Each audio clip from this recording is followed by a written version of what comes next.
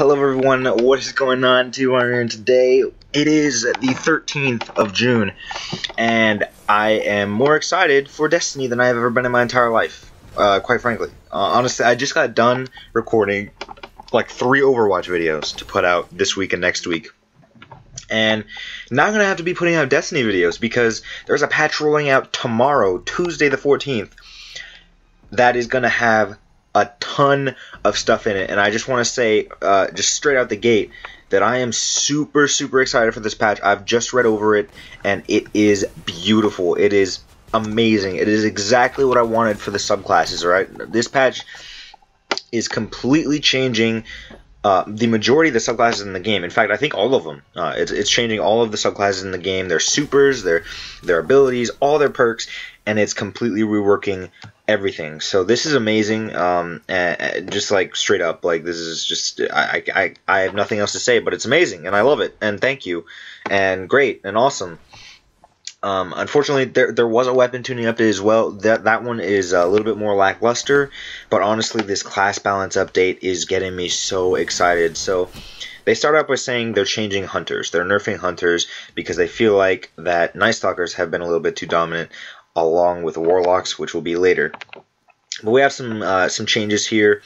They say the trip mine grenade has been a little bit too dominant, and they didn't want it to be that dominant. So what they did to the gunslinger grenades was the swarm grenade. They have increased the arming radius by 0.5 meter, and they have increased detonation damage by 7%. So Swarm Grenade is going to be a little bit better of an option for those of you who like Swarm Grenade. Trip Mine also no longer attaches to enemies, so you can't stick people with Trip Mines anymore. It instead arms on impact and bounces off the body, and the flat Trip Mine damage has also been reduced by 3%. So people with higher armor builds are going to be able to survive a little bit better against Trip Mines, which is good. Like I definitely felt the rage at Trip Mines. I didn't have too much of a problem with Trip Mines. I seem to get stuck by them a lot, which, you know, I didn't really mind, I guess. I think it was just bad luck on my part. But I am glad that they nerfed them, because this is just a step in the right direction towards making this a little bit less of a grenade-heavy game.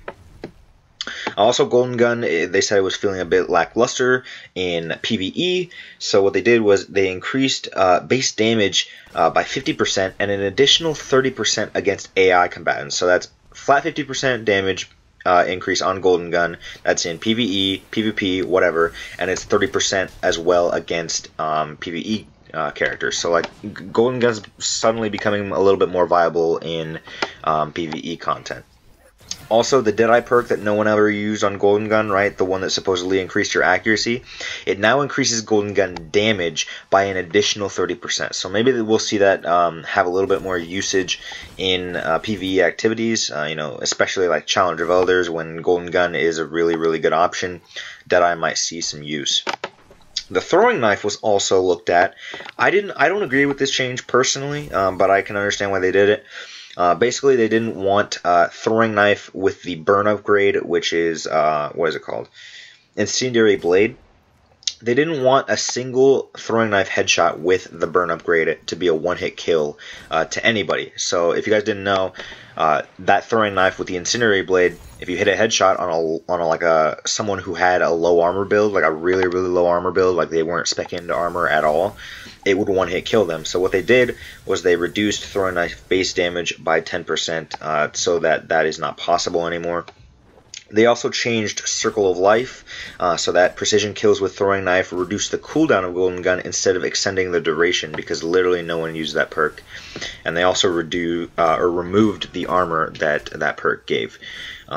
They also changed Scavenger, Chain of Woe, and Over the Horizon. Scavenger now increases the amount of grenade and melee energy that it gives you by 33%. That perk obviously meaning that if you pick up ammo, it helps reduce your grenade and melee cooldown, which is actually pretty useful. So maybe that perk will see a comeback. Chain of Woe got +1 recovery added, and Over the Horizon got +1 recovery removed. So a little bit of the shifting of the stats right there. So that's pretty cool. Blade Dancer looked at as well. They were talking about its mobility, how it's a little bit too much. And what they're saying here is that Blink now has a -1 recovery penalty. So if you equip Blink and you choose to use Blink, you get less recovery, and that includes the Voidwalker subclass as well. So, wherever you use Blink, whether it be on the Blade Dancer or the Voidwalker, you're going to get -1 recovery to your build. And also, Blink Strike, the lunge distance for the Blade Dancer, was reduced by 0.4 meters. And they also talk about the Blink Strike Backstab. If you guys don't know, Backstab used to proc from the front a lot, and people used to call it front stab because it would just one-hit kill people randomly from anywhere on the body instead of from the back. So what they did was they reduced backstab valid angle by 30 degrees, so it should be solidly on the back now. You can only hit them in the back to kill them. We'll see how that works. A lot of people theorize that it was a latency issue that was causing the backstab glitch, but we'll have to see. Escape Artist as well, the invisibility perk for Blade Dancer melees. The effect was delayed by half a second. And Fast Twitch Recharge, the other perk for Blink Strike, was reduced by 20% because it did actually recharge your Blink Strike very, very fast. So Arc Blade as well looked at the super. The base duration of Arc Blade was increased by 2 seconds. The hit search range was increased by half a meter, so you can actually, you can actually lock onto targets from farther away a little bit. Added 0.8 second cooldown between Arc Blade swings while in the air, so you can't like swing in the air over and over again to get away from something or to get across a chasm or something like that. Energy cost per swing is increased by 20%, but energy cost on a hit is decreased by 20%. So that's pretty interesting. We'll have to see how those changes work, if it definitely makes Arc Blade a little bit better. I think the initial melee changes that they made a few weeks ago actually helped Arc Blade a little bit, but it definitely does need a little bit more because it does short stop a lot still. They also increased 30% damage on Arc Blade against AI combatants, so now in like Prison of Elders, Challenge of Elders, you're going to be able to use Arc Blade a little bit better. Vanish now causes the player to go invisible immediately as you activate Arc Blade, as well as, just activating it normally. Showstopper also has an increased radius by 1 meter, so the little whirly thing that has like an area of effect, almost like a Fist of Havoc type of thing, that increases by 1 meter. And Encore, the one that increases your Arc Blade on a kill, now extends its duration and grants a 150% increase to Blade Dancer's actual damage. So you're going to be able to kill and do a lot more damage with Arc Blade with Encore, which is going to be awesome because, Challenge of Elders, I highly recommend Arc Blade a lot, so that's going to be something interesting that happens. Night Stalker, the grenades were looked at. Spike Grenade was kind of underused, they were saying, so they increased damage impulses per second was reduced from 5 to 10, and the Spike Grenade damage per impulse was increased by 100%. Total damage was unchanged. So they basically increased the flat damage that the Spike Grenade does per tick, but they reduced the amount of ticks in a second. So the total damage per second stays the same, but it does a little bit more damage at a time. Shadow Shot as well was really frustrating because like you would hit someone with the bow and like they would pop their super, you would hit someone with the bow directly and it would not take them out of their super, it wouldn't even kill them, and they would kill you with their super, and then it would tether the enemy super after you were dead. So like they finally addressed that. Shadow Shot now applies suppression effect on impact. So if you direct impact an enemy, you will instantly suppress them. Thank the Lord. Like the amount of times that I like direct impacted an Arc Blade or a Sunsinger or a Sunbreaker, and it didn't kill them, it didn't suppress them immediately, and they ended up killing me with that super and then got tethered. That's just bullshit. It needed to happen. Thank you, God, thank you, Bungie, for putting that in. Smoke as well was looked at. They said it was a little bit too good at slowing your opponents down, and it was just really annoying to deal with. So what they did was they increased the impact damage, but they reduced the debuffs that it gives you. So impact damage was increased by 34%. Impact suppression and damage over time duration reduced by 1 second. Jump suppression removed from initial impact status effects, so you can actually jump out of the smokes now. That was my biggest complaint, was like when you get hit by a smoke, you're literally stuck there. You can't move at all. It sucks. So that's good. Base Smoke Cloud duration increased by 1 second. Envenom Cloud duration increased by 1 second. Envenom Jump Suppression removed from Cloud status effects. Vanish and Smoked +1 agility has been removed. And Snare Cloud duration increased by 1 second. So they've increased the total duration of the clouds of smoke, but just by 1 second. And they've kind of reduced the how slow it makes you. You can't really jump out of it, those kind of things. So they've made it more... you can get out of it, but it's more of a zone control thing now because it lasts for a little bit longer. Also, the perks were looked at. Courage of the Pack now increases recovery, armor, and agility by 2 per stack. Courage of the Pack only stacks 3 times now. Lockdown increases smoke duration by 2 seconds, plus 2 additional seconds with the snare upgrade. Predator now reduces the cooldown of the Shadow Shot ability. Shade Step has been changed to a single dodge on a 3-second cooldown. That was very, very much asked for. I personally didn't think Shade Step needed a nerf, only smoke. But a lot of people did think Shade Step needed nerfing. A lot of people thought it was really annoying to deal with Shade Steppers. So I'm glad to see this. This seems like a fair move to only make it a single Shade Step on a 3-second cooldown. 3 seconds isn't that big of a deal in my opinion. I kind of wish it was a little bit shorter, maybe like a 2.5 second cooldown. But I feel that this is a good move on Bungie's part to kind of satisfy both ends of the spectrum. Other classes as well, they wanted to, I think they were trying to kind of trick us a little bit. They were like, "Yo, are you kidding me? You're only nerfing hunters. You're only going after hunters. What's up with that?" So they were like, "Don't worry, guys, we're changing everything." So Spike Grenade was also on the Defender class as well as the Night Stalker, so they did that as well. They changed that the same. Blink as well, they changed that the same, like I said. Twilight Garrison, the Titan chest that could make you do a midair dodge, was treated the same as Shade Step, so now you only get a single dodge on a 3-second cooldown. They also tweaked the super damage of all the classes. Hammer Soul damage was increased by 10% against AI combatants. Fist of Havoc base damage was increased by 50%, and an additional 50% against AI combatants, so a lot of more damage with Fist of Havoc now. Nova Bomb base damage increased by 50, and an additional 50 against AI combatants, so a lot more damage with Nova Bomb. Storm Trance increased by 10% against AI combatants, so you're going to be able to do a lot more with different subclasses now in PvE, which is really good. We're going to have to experiment and see which are the best subclasses, because, you know, it used to be clear winners, like Warlock, if you didn't play Sunsinger, you were crazy. Hunter, if you didn't play Night Stalker, you were crazy. Titan, if you didn't play Defender, occasionally Sunbreaker, you were crazy. Now it's going to be, you know, Fist of Havoc is going to be somewhat viable. Nova Bomb or Voidwalker is going to be somewhat viable. All these classes are getting a little bit of a buff here for their supers.